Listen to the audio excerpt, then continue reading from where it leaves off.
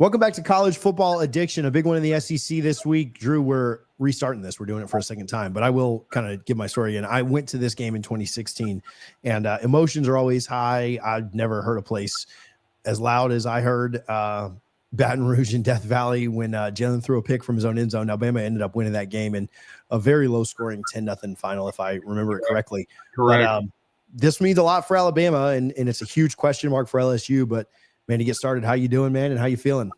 Well, I'm feeling good. You know, this is a big game for Alabama because that gauntlet they just ran, which is kind of unprecedented in the SEC, 4 straight ranked teams. And then, you know, they were a tired team, I felt like, when they went to South Carolina and found a way to win 29-22. They needed this recharge. Now it's going to be interesting because, as we know, Brian Kelly was one of those Black Sundays. He was dismissed. Now they have Frank Wilson, the associate coach, running backs coach, taking over. And they're still very talented, but they're a flawed team. They're not very good up front. They've got 2 young freshman offensive tackles. They have a veteran quarterback, but he's beat up because of that offensive line. It'll be interesting to see under Frank if they try to run the ball more than they seem to under Brian Kelly. Blake Baker's defense is good, so they'll definitely have a puncher's chance in the game. But I think with Alabama, it was a time for them to reset, get healthy, and now they've earned an opportunity with a 3-game homestand before the annual Iron Bowl, this time in Jordan-Hare Stadium on November 29th, to control their own destiny. And right now, in a very tough SEC, if they win, they're going to Atlanta, and then they're automatically in the playoff. But we've already seen – with Vanderbilt, what happened with them on Saturday at Texas, losing 34-31. Oklahoma and Tennessee was basically an elimination game. Vols eliminated after they lose 33-27 in Neyland. And then in the ACC, in your neck of the woods, Miami, with the huge choke job against SMU, that you can play yourself onto the bubble, so to speak, or even on the wrong side of it very quickly. Yeah. So the SEC is very difficult. So Alabama needs to come out, take care of business. I think they'll get LSU's best shot because I don't think this team has quit. I think some of them probably are refreshed because I don't think that team wanted to play for Brian Kelly. If you watch the Texas A&M game, and I'm sure you saw a lot of that, TJ, they quit in the second half. They just quit on Brian Kelly. And so it'll be really interesting to see, you know, Frank Wilson and if he can motivate that squad. And if he can, then it's going to be a 4-quarter battle for Alabama. Yeah, I wonder on the LSU side, like, you know, so many times we've seen this year, I thought Florida played up against Georgia this week. Obviously, we saw UCLA play up once their coach was gone. And Florida, I mean, I think Florida liked their coach. You know, Napier wasn't good, but they liked him, and they still played up. LSU, I don't know that anybody at LSU, there are players on LSU's team that like Brian Kelly. There's no doubt, right? Like, I'm not trying to, but like, he wasn't a good guy. And there was a lot of toxicity there. And I just do wonder if now this doesn't, you know, the bad guy being gone doesn't necessarily mean that Nussmeier is going to be more accurate, you know, like that you still have to go out and play and perform. And those are the things I worry about for LSU on this side. But I do think you're right. I think there's a really good chance that LSU plays maybe their most inspired effort since the Clemson game, right? Defensively, at least. I think there's a great chance that LSU comes out like trying to prove that, yeah, it was him, not us. You know, I think there's a lot of storylines. And then from conversely, they've had 2 weeks, just like Georgia, and Bama had 2 weeks too, but they had 2 weeks to put new wrinkles in, to try and figure new things out.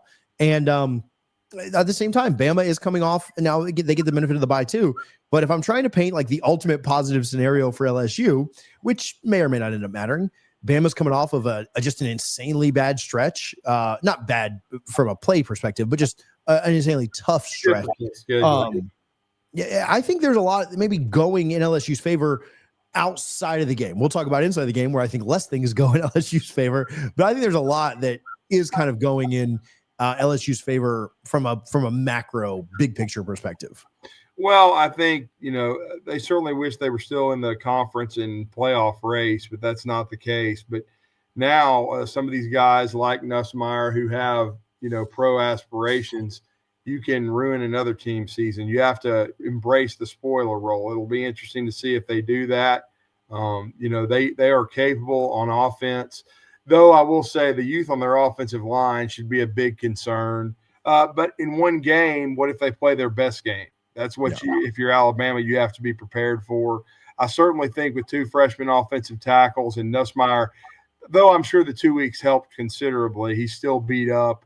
You've got to get after him. He's he's not a tree trunk, but he's certainly not a dual threat. So the emergence of Yonze Pierre the last few weeks for Alabama is big. I think he and LT Overton, those guys need to get after Nussmeier. The first thing they need to do, though, is make LSU one-dimensional. They got to stop the 2 young backs back there in the backfield for the Tigers. And I think after that, then you've got to put Nussmeier in some down and distance situations that are difficult.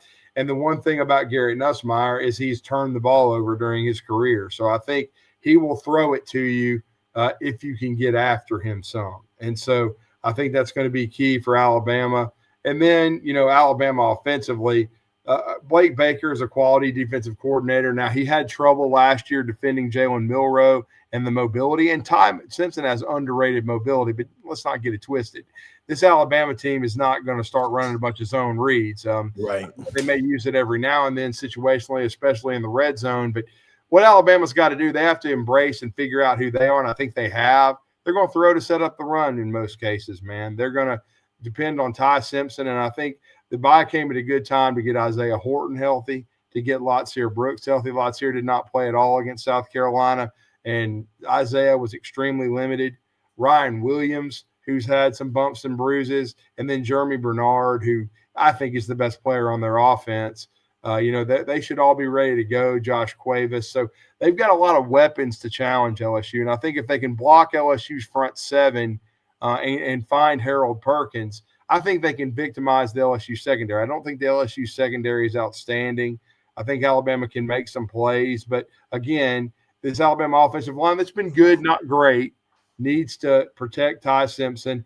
And then, look, this Alabama team, TJ, is never going to have a dominant running game. I get asked every day, where's the running game? Where's the running game? What are they going to have to do?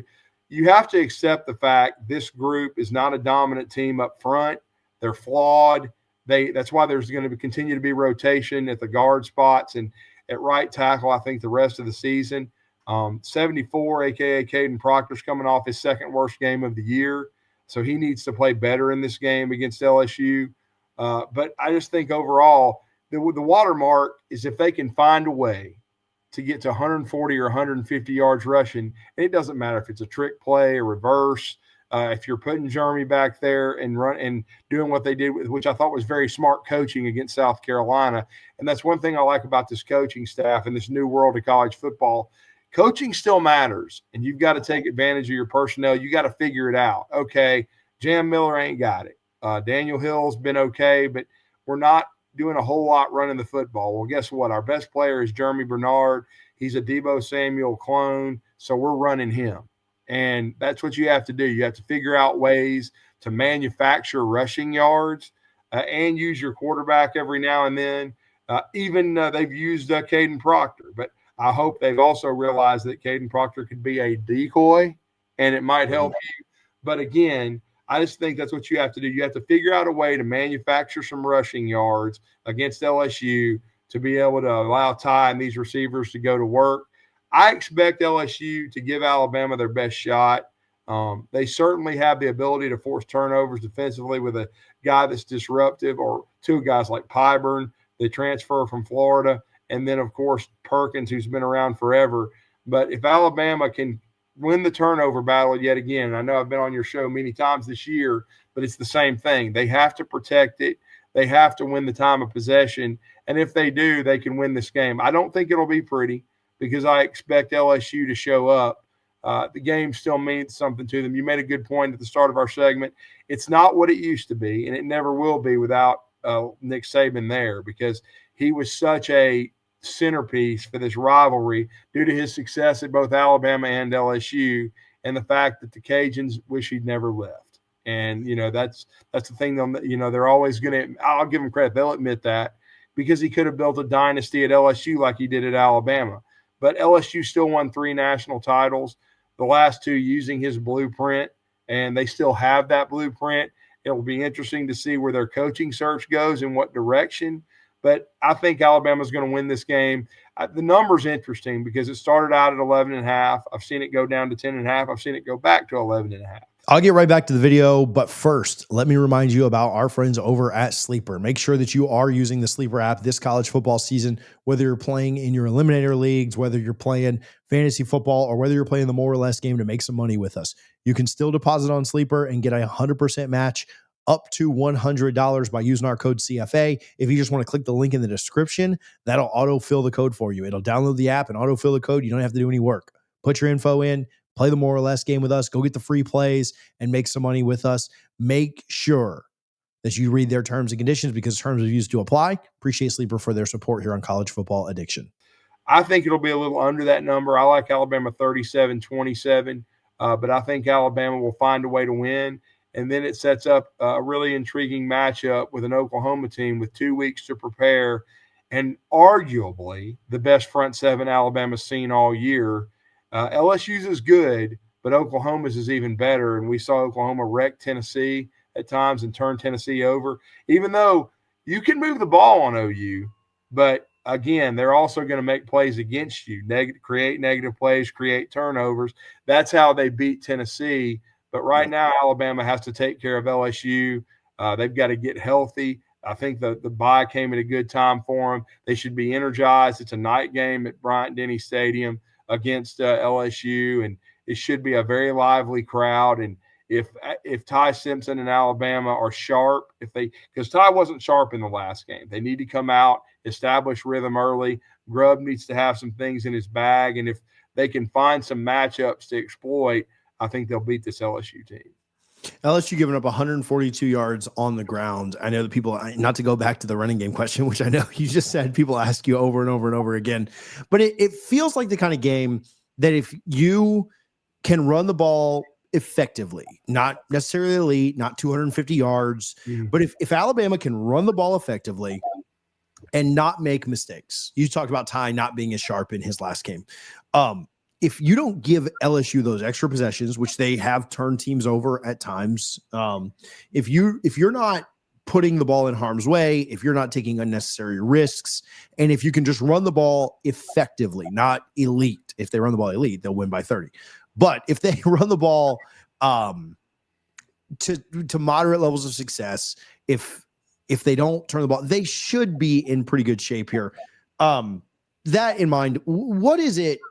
Is there anything about LSU, or is it kind of the big picture of maybe them just playing their best game of the year under a new coach? Like, what is it about LSU that maybe worries you the most in this matchup? Well, talent, because, look, Nussmeier is capable. He's old. He's been through it. He's played against Alabama. They have still a good wide receiver room. I don't think it's the 2019 LSU or even some of the you mentioned 2016. A lot of those of the last decade that we've seen. I think Aaron Anderson's former Alabama guy from New Orleans had in the car. When he's healthy, he can be dangerous. They have some size in the room as well. But I think Alabama, with Dejon Lee getting better, Zabian Brown, Bray Hubbard, the emergence of Yonze Pierre as a pass rusher, I do think Alabama, well, it's not a dominant defense, and it won't be. I think they've gotten better. And if they can continue to get better play up front, which you'll need an A game out of LT Overton.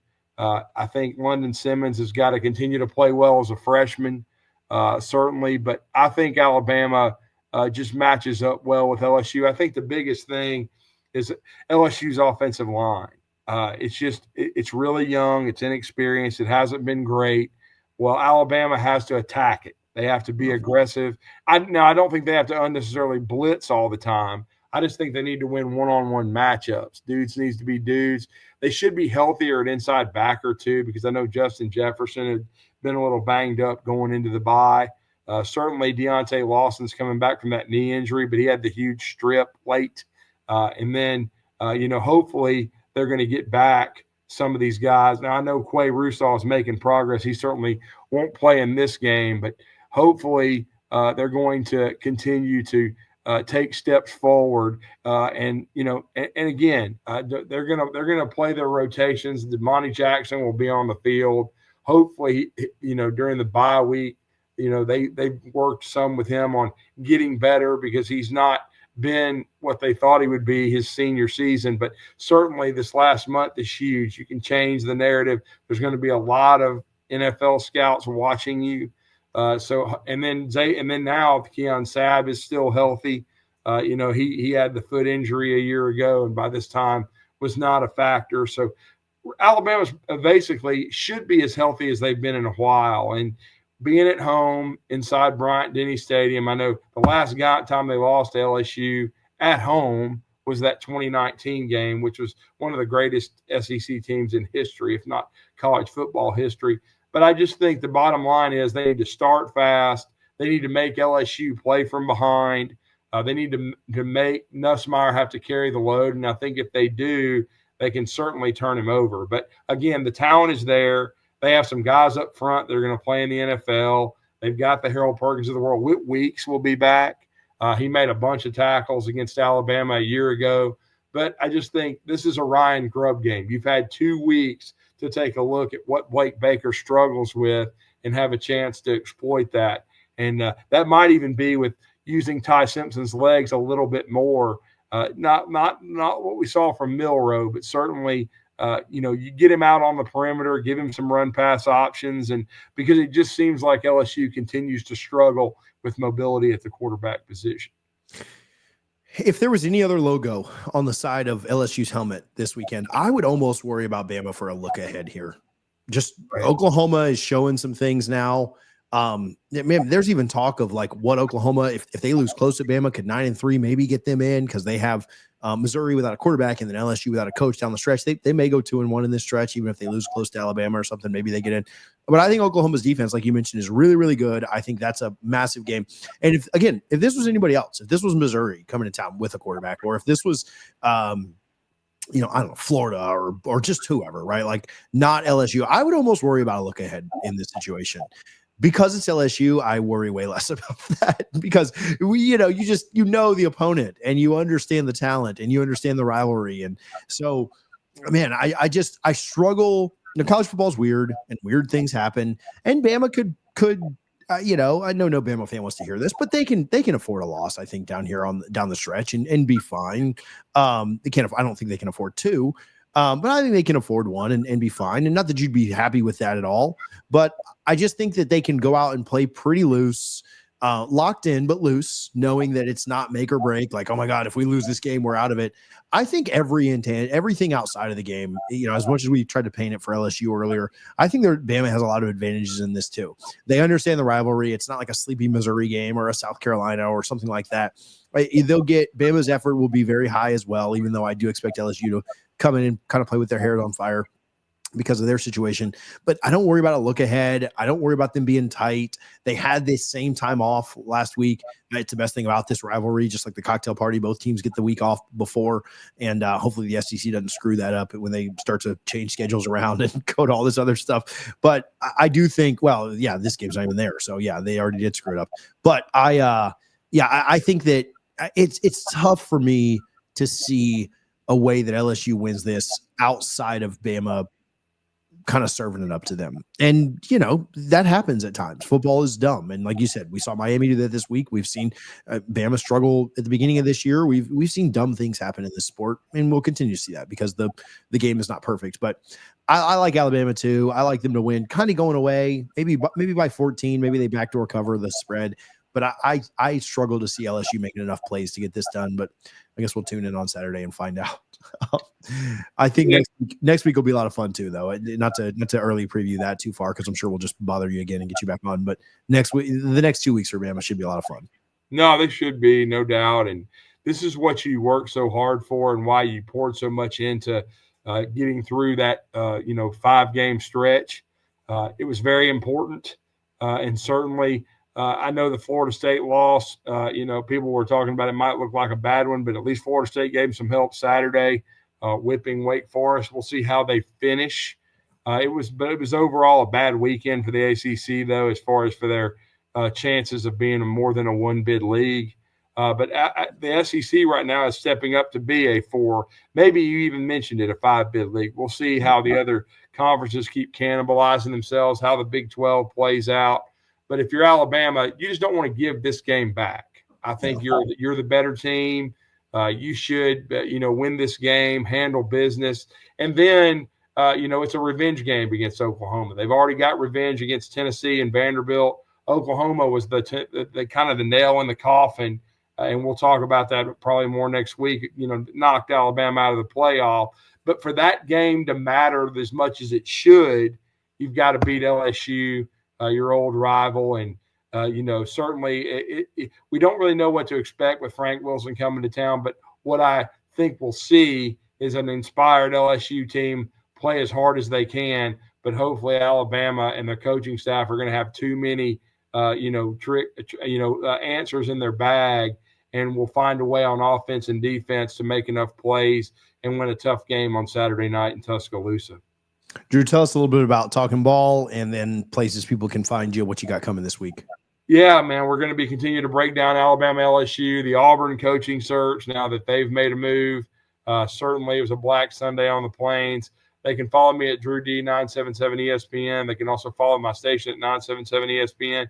Scott Tyson and I bring you Talking Ball Monday through Friday, 8 to 10 Eastern time, your time, 7 to 9 Central. And if you missed that, you can go to our SoundCloud page, 97.7 The Zone, ESPN 97.7 The Zone, or 977ESPN.com and catch it. We're also on WZZN TV on YouTube. But we look forward to the week. I just think it's the same mantra. Alabama has to control the clock, control passing game, protect Ty Simpson, who it's basically, I think, in my opinion, become a three-man race at the Heisman Trophy right now.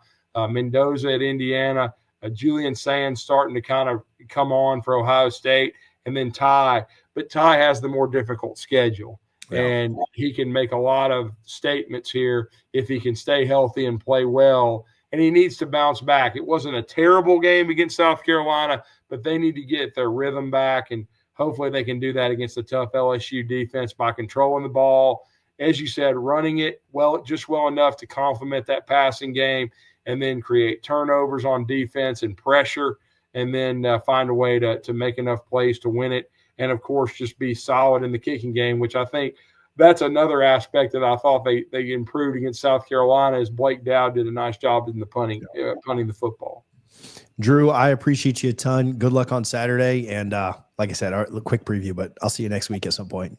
All right, man. Thank you.